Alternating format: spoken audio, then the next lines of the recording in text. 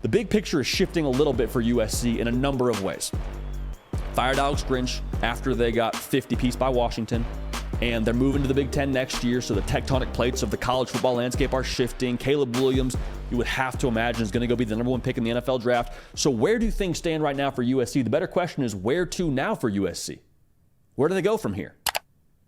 Because from where I'm standing, you fired Alex Grinch, you went down with the ship, but my concern is the price it took to fire Alex Grinch.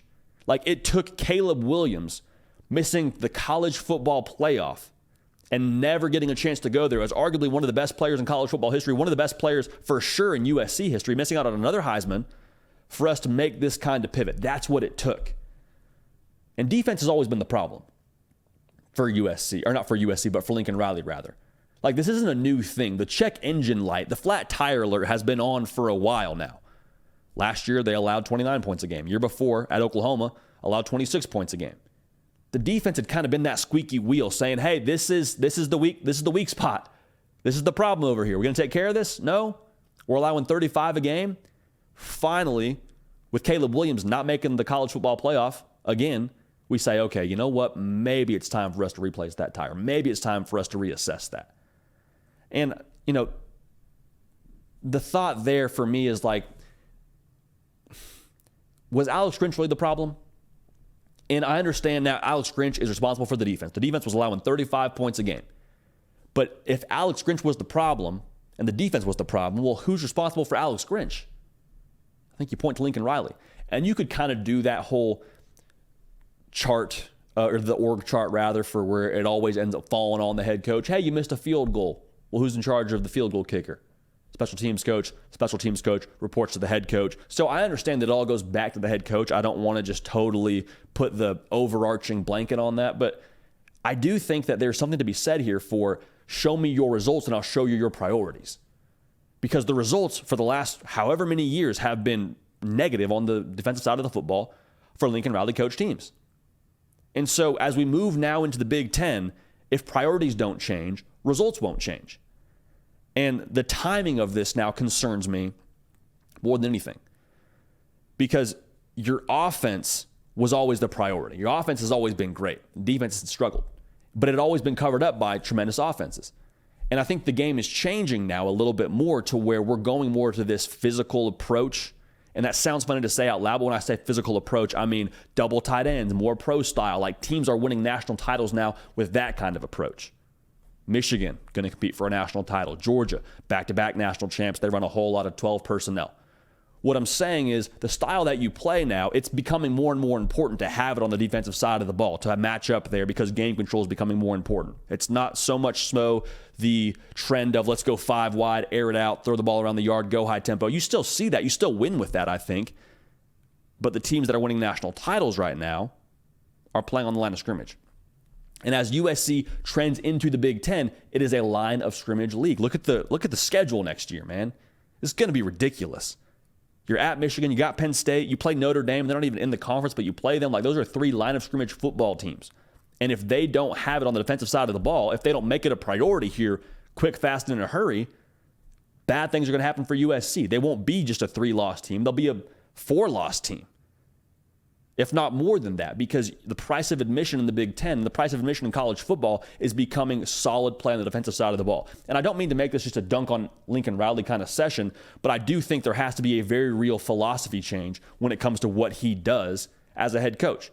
And far be it for me to tell Lincoln Riley what he's supposed to do coaching his football team. He makes a lot more money than me to make these kind of decisions. But I do think that there's something to be said now for show me priorities. Those are going to mirror your results. And you hear things about how much they do or don't hit in practice. And I'm not behind closed doors there, so I don't know without a shadow of a doubt what they do or don't do behind closed doors. But you hear things like that, and then it matches up with what you see on the field of how much they're lacking in terms of being able to tackle well and being in space and things like that. Like, it doesn't look like a unit that feels super comfortable playing at the pace at which some of these teams are playing at from a physicality standpoint. So here's the good news in my mind. The good news is this is all very fixable. All very fixable, but it's going to take a major adaptation from Lincoln Riley. One, to just completely surrender that side of the football. I don't know how much he has or hasn't surrendered right now, but I think you hand over the keys to that defense and hand over to what your defensive coordinator needs to be successful, whether it's structuring practice or days where you're hitting or whatever it ends up being, needs to be a philosophy shift to say, hey, we understand we have to be better on this side of the ball.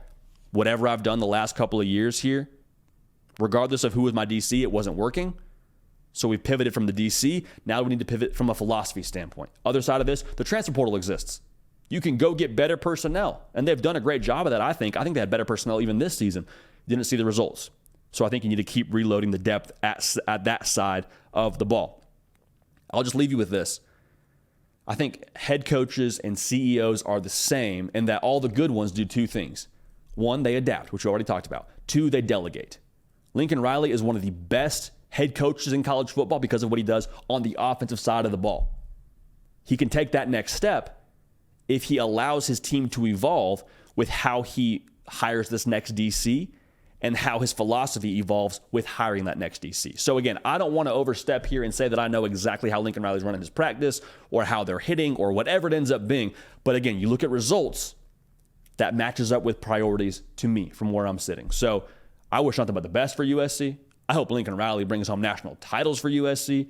And I hope that as a whole, he can evolve on that side of the ball because we're seeing some really great offensive football not be matched with what they have on the defensive side of the ball. So where to now for USC has to be evolving. Has to be evolving. You guys know I love Roback. Roback is bringing you the hard count today. If you watch any of our stories we do on my Instagram page on Fridays when we're doing the Q&A, consistently wearing a Roback hoodie or a Roback performance crew neck or a Roback performance t-shirt. Bottom line, I wear them all the time for a reason because they have the best polos, best athletic wear on the market. If you need a polo to last you the entire day on a crispy game day, or you need a crew neck to last you the entire day on a crispy game day or a quarter zip, they got you covered. Roback's the answer. Moisture wicking technology, 4-way stretch to make it easy to move in while keeping you feeling fresh. Roback also proudly been leading the new NIL charge, having signed partnerships with college stars Cade Klubnik, Kyle McCord, Nick Singleton, Jalen Milroe, Ajak Estime. They've also teamed up with the legendary Coach O. Great content there. I want to make sure that y'all check out the socials there because Coach O has been bringing the heat. Speaking of heat, they have great joggers, and those are must-haves for crispy season. All right. So use code JD on Roback.com for a generous 20% off for all new customers. That's spelled RHOBACK.com. That's 20% off all performance polos, shorts, and more with code JD. Just in time now as we finish out college football season strong. Lock arms. Make sure you check them out at Roback.com. Appreciate Roback, man. Making it happen. Hey, y'all. Thanks so much for watching. Subscribe to the channel here to make sure you don't miss an episode of The Hard Count. Also, be sure to check out other videos on the On3 YouTube channel.